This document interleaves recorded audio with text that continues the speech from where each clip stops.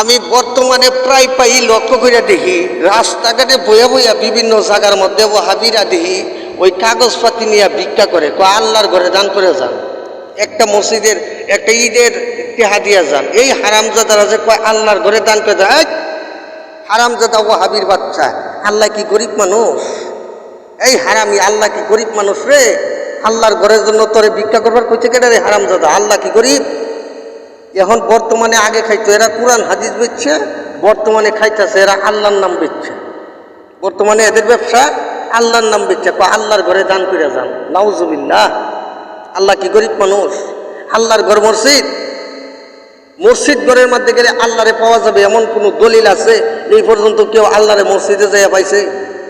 আল্লাহ কি বলছে তোর এই মসজিদ ঘর বানাইবার লাগে? হারাম, তোর তৌফিক নাই, তুই কুলাইতে পারবি না, তুই বানাইতে পারবি না, তোর ভিক্ষাই করা লাগবে। তোরা কেনা করেছে মসজিদ বানাবার লাগে?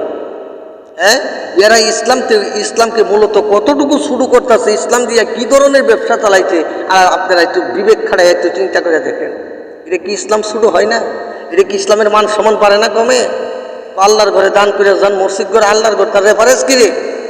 এটা কোন কোরআন শরীফে হাদিসের মধ্যে আছে যে মসজিদ ঘর আল্লাহর ঘর, মসজিদে গেলে আল্লাহরে পাওয়া যাবে?